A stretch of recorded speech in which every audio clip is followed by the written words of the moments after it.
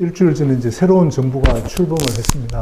새 정부가 이제 새로운 방식의 에너지 정책을 펼치게 될 텐데, 제가 오늘 드리고 싶은 말씀은 이 에너지 정책을 하기 위한 여건이 굉장히 좋지 않다, 어렵다 하는 얘기를 좀 드리고, 어떤 전환을 할 수 있겠는가 이런 얘기를 좀 드리려고 합니다.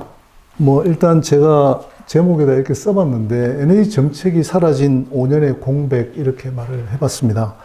이번 정부는 잘 아시다시피 탈원전, 탈석탄, 에너지 전환, 그린 뉴딜, NDC 상향 조정, 그리고 탄소 중립과 같은 아주 어마무시한 어떤 방향의 전환을 의미하는 그런 에너지 정책들을 많이 내놓고 했었습니다. 근데 잘 아시다시피 우리나라는 부존하는 자원이 거의 없는 고도 산업 국가입니다. 에너지 집약적 산업을 많이 가진 국가이죠.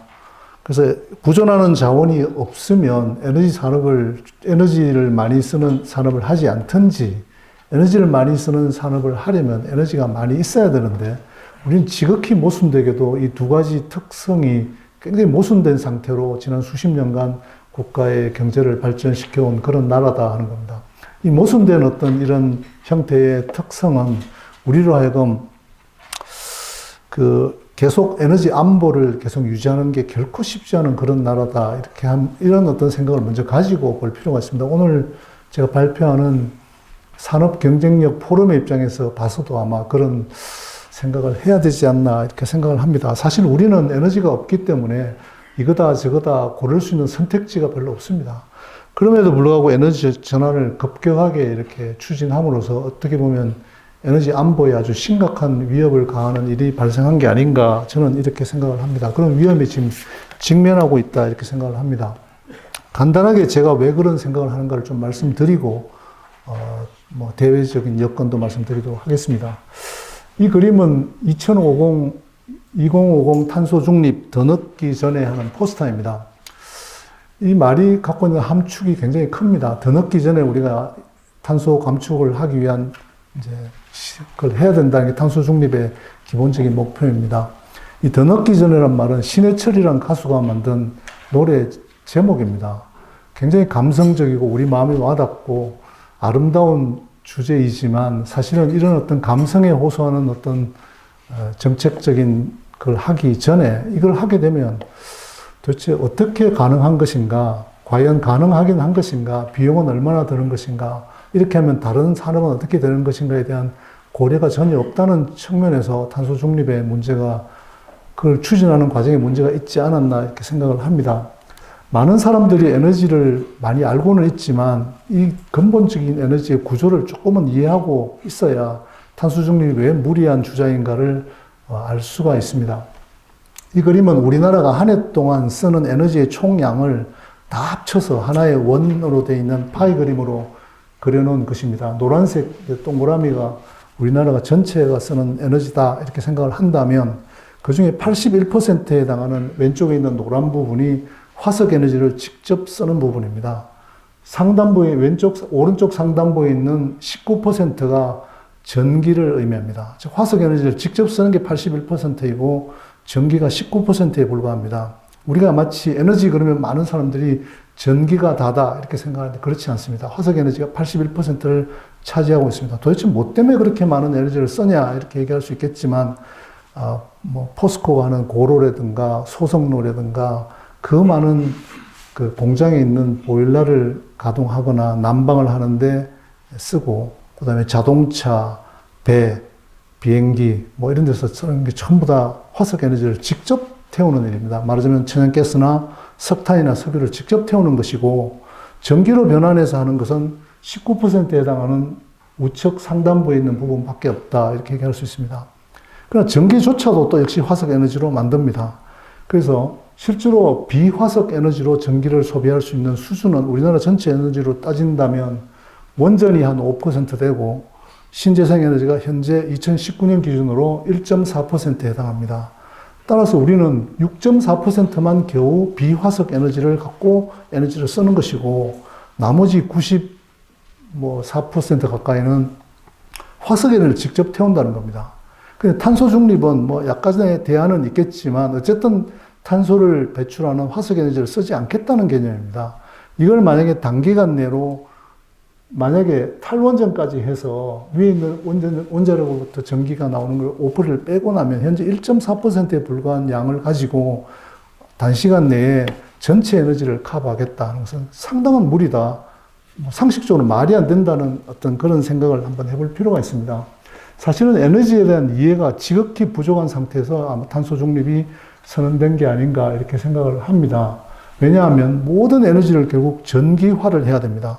모든 에너지를 전기화를 해야 된다는 것은 모든 에너지를 사용하는 걸 전부 전기로, 더더구나 신재생 에너지로 만든 전기로 그걸 다 커버하겠다는 생각은 절대로 단기간 내에 이루어질 수가 없는 일이다 이렇게 생각을 합니다.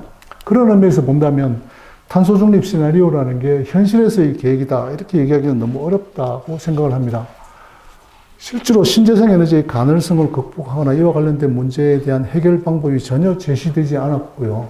무탄소 신전원이라는 것도 현재는 실험실에 있는 수준에 불과하고 엄청난 비용이 소요될 것인데 이에 관해서 전혀 계산하거나 비용을 추계해서 정책을 결정한 흔적이 전혀 없다는 측면입니다.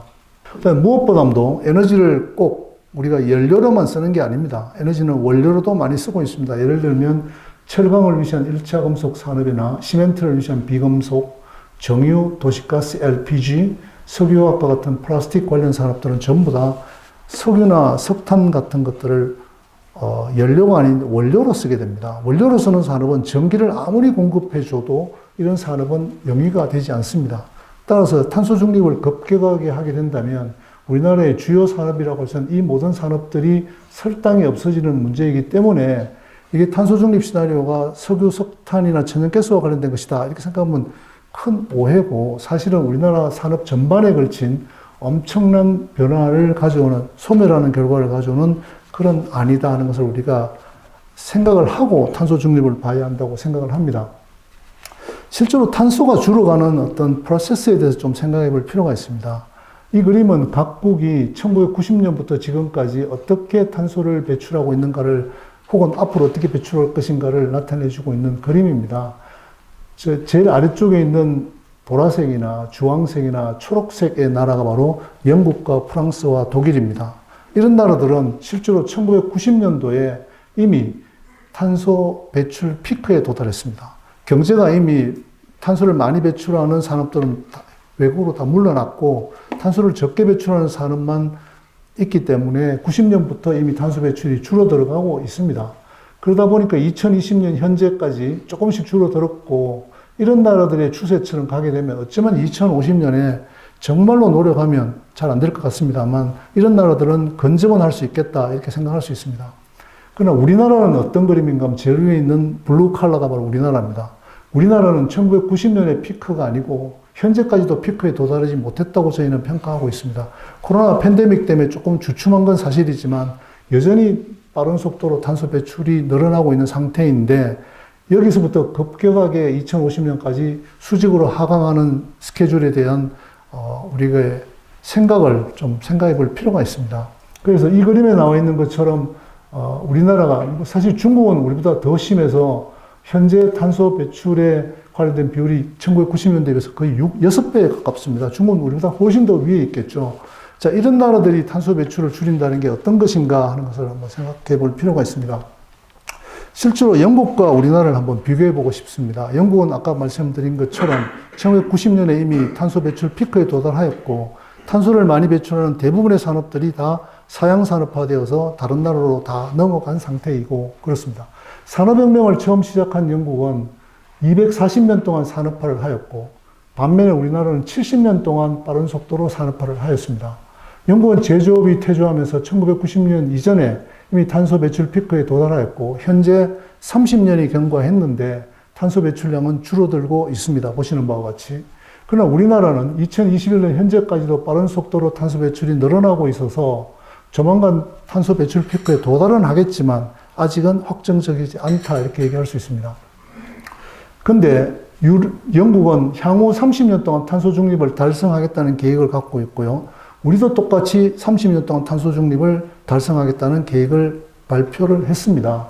즉 영국은 60년 동안 하는 탄소 감축의 대장정이고, 이건 어떻게 보면 글로벌 베스트 프랙티스가 아닌가 이렇게 생각을 합니다. 어떤 나라가 산업화를 하고 에너지를 많이 쓰고 탄소를 많이 배출하다가 어떤 제품 사이클의 이론에 의해서 많은 이런 탄소를 많이 배출하는 산업이 뭐 우리나라나 중국 같은 나라로 이렇게 넘어가고 난 다음에 서서히 탄소 배출이 줄어들어서 또한 30년이 필요한 그런 60년의 대장정이 아마 월드 베스트 프랙티스다 이렇게 생각할 수 있습니다. 그렇다면 우리가 만약에 30년 만에 탄소 중립을 하려는 무리한 계획은 어떻게 평가해야 되느냐 하는 생각을 하지 않을 수가 없습니다. 우리가 마라톤을 2시간에 주파하기는 아직 인류가 기록을 세우지 못했습니다만 곧 아마 마라톤을 2시간에 주파하리라고 생각을 합니다. 인간의 능력이 지금보다 월등해지지 않는다면 2시간 주파하면 대단한 기록입니다. 근데 우리가 나는 초반부터 후사인 볼트처럼 뛰어서 1시간 만에 주파해버리겠다 이렇게 얘기한다면 그건 제정신이 아니다 이렇게 얘기하는 게 올바른 생각이라고 생각을 합니다. 즉 우리가 갖고 있는 사회가 변동하는 속도가 예를 들어서 60년 동안 하는 것을 30년 동안 하게 되면 비용이 2배가 되는 게 아니라 통상적으로 비용은 10배나 20배가 든다는 겁니다. 그런 어떤 생각을 갖고 탄소 중립을 볼 필요가 있다고 저는 생각을 합니다. 뭐 길게 더 얘기할 수는 있지만 탄소 중립에 대한 평가는 그 정도로 하고요. 그러나 더 무서운 일이 또 진행되고 있습니다. 우리가 흔히 탄소 중립을 선언을 한 게 바로 작년도 이맘때쯤 전 세계가 다 탄소 중립을 얘기를 했고 곧 아마 탄소를 신재생 에너지로 바뀌게 될 것이고 화석 에너지는 종국적으로 소멸될 거다 이렇게 얘기들을 많이 했습니다. 근데 불과 6개월밖에 안 지났는데 지금 어떤 일이 벌어지고 있는가 하면 에너지 샤크가 오고 있습니다. 화석 에너지가 소멸되기는커녕 화석 에너지의 복수가 제대로 일어나고 있다 이렇게 생각을 합니다.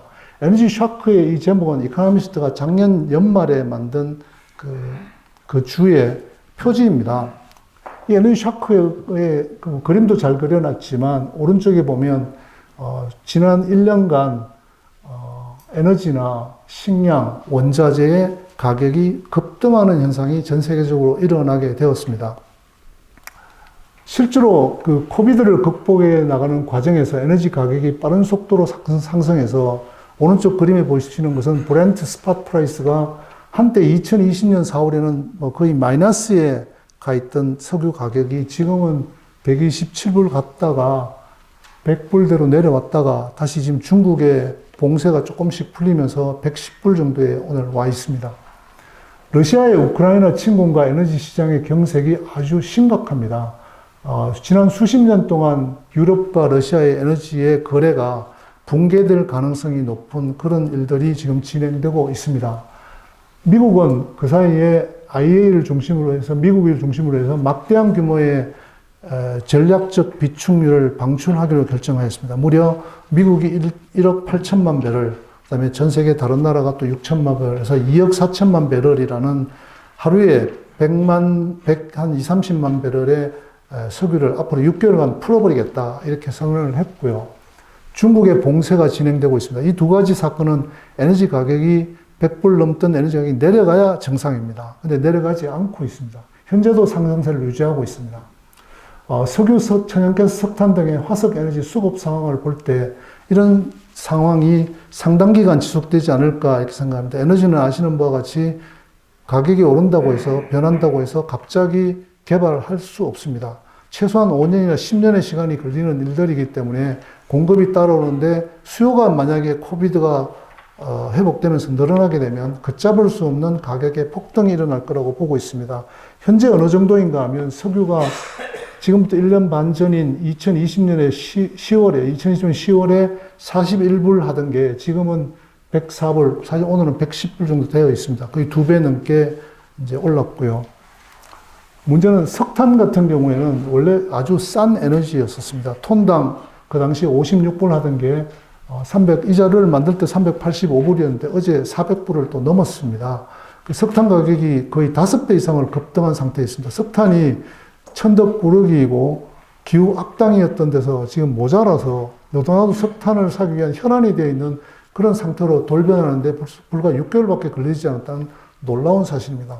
이번에 에너지 샤크의 핵심은 바로 천연가스입니다. LNG의 스팟 가격, JKM 스팟 가격이 그 당시 5.1불 MMBTU당 5.1불 하던 게 지금은 23불인데 최근에 또 좀 뭐 몇 가지 사유로 좀 올라서 거의 30불에 육박하고 있습니다. 한때는 50불 넘는 시절도 있었습니다. 불과 몇 달 전에. 이 정도로 에너지 가격이 급등하는 게 도대체 뭐냐 하는 겁니다. 에너지 가격이 급등하게 되면 경제에는 아주 심각한 영향을 주게 됩니다. 실제로 우리가 지금 현재 에너지나 식량이나 자원의 가격이 올라서 초인플레이션을 걱정하고 있고 전 세계는 지금 경제가 꼬꾸라지는 것에 대해서 큰 관심을 두지 않고 인플레를 잡는 데 오히려 경주를 해야 되는 그런 상황으로 돌변하고 있습니다. 왜 그런가를 좀 생각해 볼 필요가 있습니다. 우리가 무엇보다 주목할 것은 에너지 서플라이에 대한 언더 인베스트먼트입니다. 투자를 거의 못했습니다. 이 그림은 여기 있는 빨간색 선은 그 WTI라고 유가를 나타내고요. 이 파란색 막대 그림은 에너지와 관련된 그 업스트림 인베스트먼트의 규모를 나타낸다. 전 세계적인 글로벌 규모죠. 그 규모가 2000년부터 시작을 해서 2015년까지, 14년까지 급속하게 늘었습니다. 이 트렌드는 바로 셰일가스를 중심으로 해서 미국에서 많은 투자를 했고, 그 당시에 이제 에너지 공급량이 후에 늘어나는 그런 결과를 가져오게 되었습니다. 근데 유가가 2015년대에 주춤하면서 에너지 투자는 갑자기 빠른 속도로 줄어들었습니다. 그게 한 4, 5년 지속되다가 이제 코로나가 오면서 수요까지 줄어들게 되니까 언더 인베스트먼트가 아주 심각하게 진행이 되었습니다. 실제로 이 언더 인베스트먼트는 오일 탐사및 생산, 탈원전, 석탄, 천연가스 캐파시티, 예를 들면 터미널이나 배나 수송선 같은 그런 것들이 투자가 되지 않았다는 겁니다. 왜 투자가 되지 않았냐 하면 많은 정부에서 탄소를 배출하는 화석 에너지에 대한 투자를 자꾸 막았고, 금융기관은 화석 에너지라면 돈을 빌려주지 않았고, 기업들은 화석 에너지의 미래가 어떻게 될지 모르니까 투자하지 않았죠. 불확실성 때문에.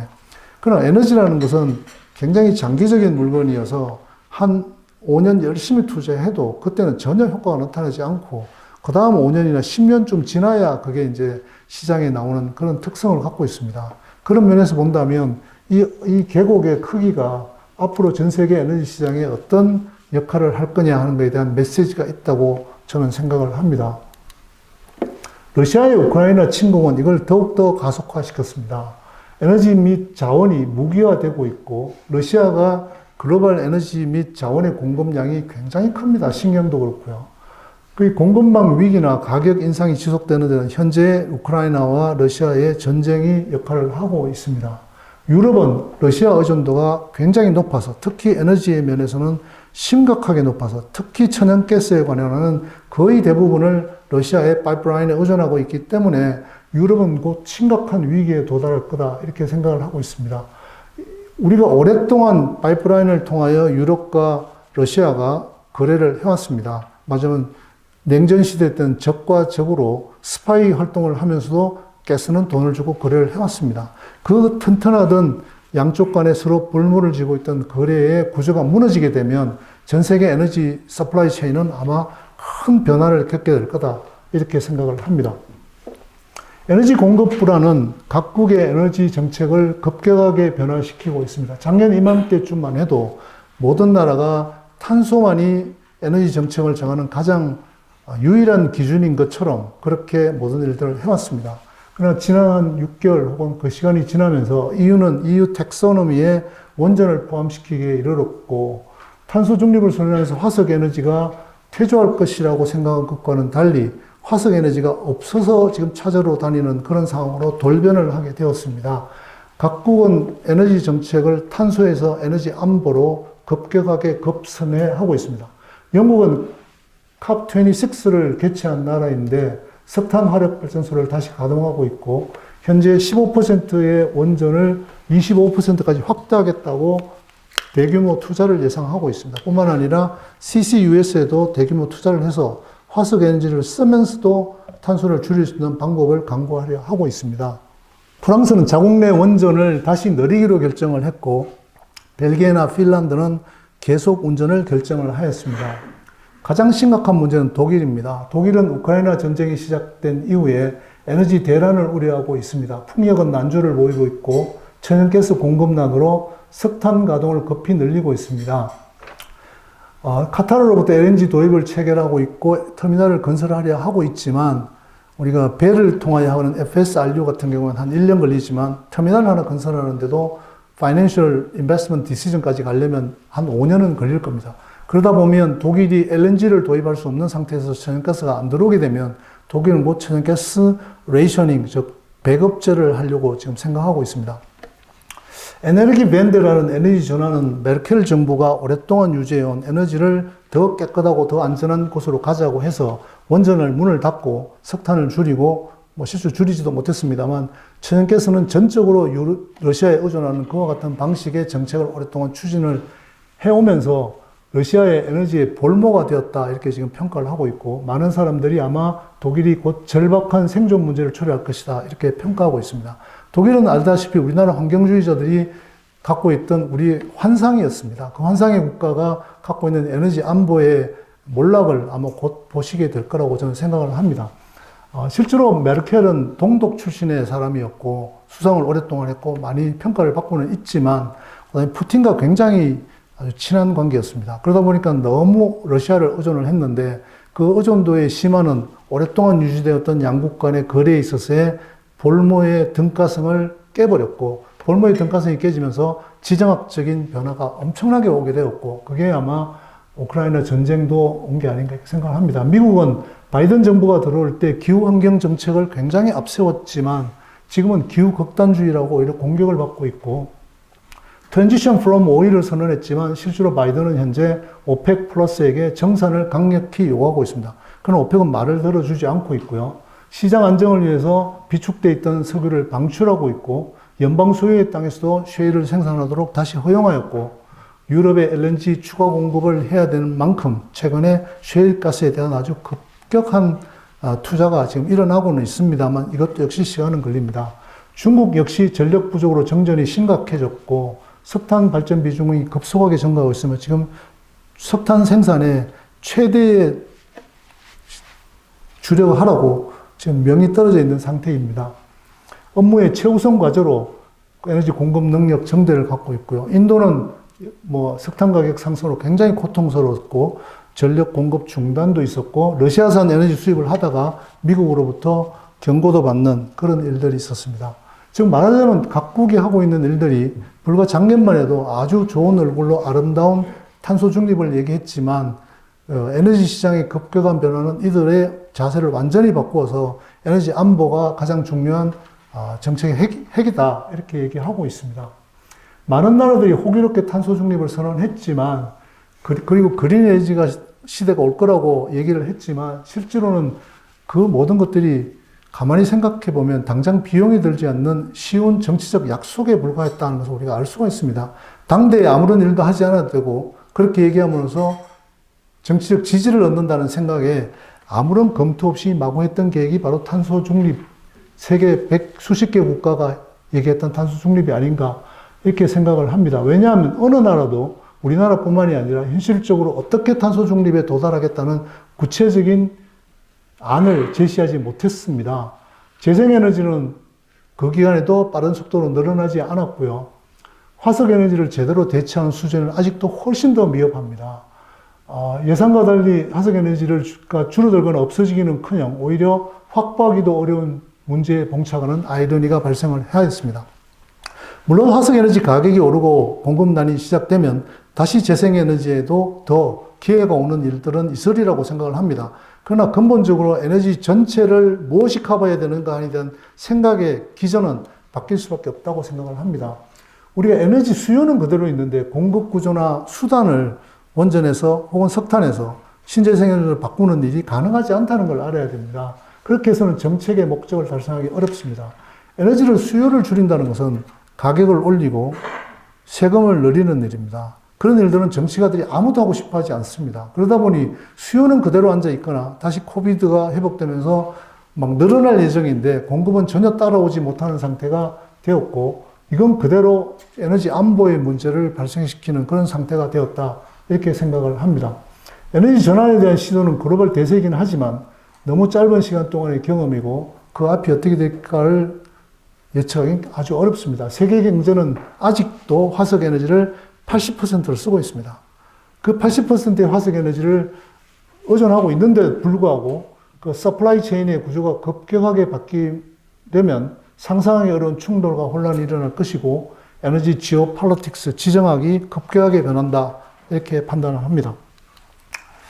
실제로 한전의 부실이 심각합니다. 요즘 뉴스에서 보셨겠지만 사실은 생각보다 훨씬 더 심각합니다. 이 자료를 만들고 난 다음에 발표를 하였는데 한전은 지난 1사분기, 지난 3월 31일에 끝난 1사분기에 무려 7조 8천억의 적자를 한 분기 동안 시연을 하였습니다. 7조 8천억, 요즘 조단위 얘기를 하도 많이 들어서 감각이 좀 둔해지긴 했는데 우리나라 역사상 당군 이래 우리나라 상장회사가 1년 동안 경험한 최대의 적자, 영업 적자는 3조 원이었습니다. 1년 동안. 근데 한전은 한 분기에 7조 8천억을 적자를 보였습니다. 이 규모는 지금과 같이 한전이 그렇게 된 이유에는 천연가스 가격이 폭등한 데도 있지만 탈원전을 위시한 에너지의 믹스를 잘못 가져간 게 가장 큰 원인 중에 하나입니다. 그 두 가지가 결합되어서 엄청난 적자가 일어났고 아마 지금까지 한전이 좀 적자 나더라도 전기요금은 정부가 눌러서 억누르던 시대가 지났습니다. 이미 우리가 얘기하는 톨러런스 레벨을 훨씬 더 넘었기 때문에 한전은 지금 빚을 갚기 위해서 계속 채권을 발행해야 되는 말하자면 좀비 기업 혹은 더 나가서 무지무지한 부실 기업이 되어 있다는 게 현실입니다. 그게 현재 우리가 불과 몇 달 동안에 일어난 에너지의 대란, 에너지 샤크가 우리에게 직접 다가온 가장 큰 현실입니다. 1분기에 7조 8천억 적자가 난 한전은 지금 이대로 전기요금을 미적미적거리고 그다음에 우크라이나 전쟁이 계속 지속되어서 천연가스 가격이 높은 상태가 되면 아무리 윤석열 정부가 원자력을 늘리려고 해도 5년 내에는 할 수 있는 게 거의 없습니다. 그러다 보면 아마 올 연말쯤에는 30조 좀 적자가 날 거다 하고 지금 예측을 하고 있습니다. 31년에 30조의 적자가 난다는 것은 우리나라 역사상 상장회사의 최대 영업 적자의 폭이 3조라는 걸 생각하면 10배에 가깝습니다. 그걸 과연 우리가 견딜 수 있겠는가 하는 문제를 제기하지 않을 수가 없다고 저는 생각을 합니다. 새로운 정부가 탄생을 하였습니다. 에너지 정책의 급선회를 예고하고 있습니다. 아마 지난 정부와는 전혀 다른 형태의 시도를 하려고 하고 있다고 저는 생각을 합니다. 쉽지는 않겠지만 그 내용을 간단하게 말씀드리도록 하겠습니다. 우선 원전은 선거 과정에서도 원전에 관해서는 서로 극명하게 두 후보가 달랐고 새 정부의 의지가 매우 확고하기 때문에 적극적으로 원자력 정책을 추진해서 원전 발전 비중을 늘리겠다고 이미 인수위에서 공언을 하였습니다. 그러나 현재 보면 지난 정부가 탈원전을 하기는 했지만 법을 개정한 바는 없습니다. 그러다 보니 정부의 행정 계획만 바꾸면 제도적으로는 큰 장애가 없을 것이라고 생각을 합니다. 하지만 물리적인 장벽이 너무나 큽니다. 신한울 3, 4호기의 경우는 환경영향평가를 앞으로 몇 년에 걸쳐서 또 해야지 시작할 수가 있기 때문에 이 정부가 끝날 때까지 원자력을 더 짓거나 혹은 가동을 더 수명을 연장을 해서 원전으로부터 에너지 믹스의 의존도를 좀 높이는 일은 이 정부 것까지는 거의 불가능한 게 현실입니다. 따라서 지금 원전에 대해서 새로 급선회해서 하게 되면 다음 정부나 그 다음 정부쯤에 가야 효과가 나타나는 게 원전이다. 이렇게 생각을 합니다. 뿐만 아니라 탈원전 정책이 수년간 지속되면서 원전 생태계의 붕괴와 지체에 따른 비용 상승의 문제가 그대로 있다는 것을 생각할 필요가 있습니다. 신재생 에너지입니다. 신재생 에너지는 그동안 정부가 지원하고 투자를 급격하게 확대를 해왔습니다. 이런 신재생 에너지나 새로운 에너지의 솔루션들은 탄소를 줄이는 목표가 분명하고, 그 다음에 그것들에 대한 어떤 니드는 그대로 있기 때문에 신정부도 이걸 그대로 하지 않겠다고 선언한 일은 절대로 없다고 생각을 합니다. 뿐만 아니라 인수위에서도 그렇게 얘기를 하고 있습니다.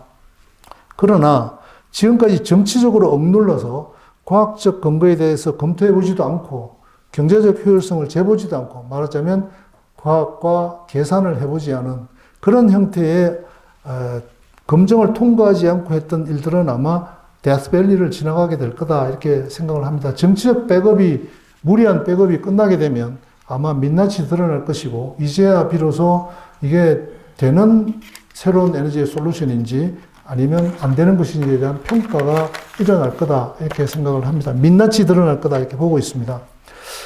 그 다음에 탄소 중립기본법이 있습니다. 이게 2021년 8월에 통과되었는데 이 안에 의하면 에너지 정책이 송두리째 바뀌게 되어 있고 실제로 우리가 2030년에는 그 온실가스 감축을 마이너스 35% 하도록 법안에 명시되어 있습니다. 법안에 이와 같은 숫자를 박아놓는 것은 매우 드문 일인데 그런 일을 하였습니다. 뿐만 아니라 비용도 추계해 보지 않고.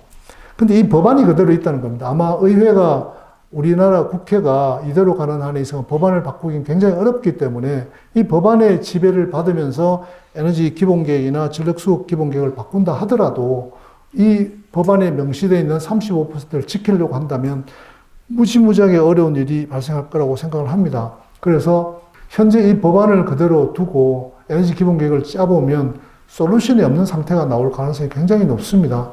따라서 지금까지 우리가 에너지 법안이나 이런 그 에너지 계획이나 전력 수급 계획을 만들 때는 탄소라는 하나의 목적을 두고 탄소를 줄이기 위해서 수단과 방법을 가리지 않고 에너지 믹스를 짜는 게 지난 정부의 계획이었다면 이번 정부가 새로 하려는 일은 아마 탄소를 목적으로 하는 계획을 했더니 이게 에너지를 확보하지 못한다는 현실에 대해서 자각을 할 것이고 에너지를 확보를 하기 위한 두 개의 목적을 달성하는 어떤 계획을 만들려고 한다면 현재와 같은 방식이 아닌 어떤 불확실성을 근거로 하는 새로운 계획을 입안하지 않으면 불가능할 거다 이렇게 생각을 합니다. 뿐만 아니라 이 현재 진행되고 있는 글로벌 에너지 쇼크가 워낙 엄중하고 상당한 기간 동안 진행될 것이라고 보고 있기 때문에 이와 같은 노력을 하지 않으면 아마 임기 내도록 에너지와 관련된 위기를 겪게 될 거라고 생각합니다. 마지막 결론으로는 다시 에너지 안보라는 말씀을 드리고 싶습니다. 우리는 에너지의 근간을 뒤흔드는 잘못된 에너지 정책의 결과 매우 취약한 모습으로 새로운 위기에 직면하고 있습니다. 글로벌 에너지 투자와 공급 능력의 저하는 절대 단기간에 해결되지 않습니다.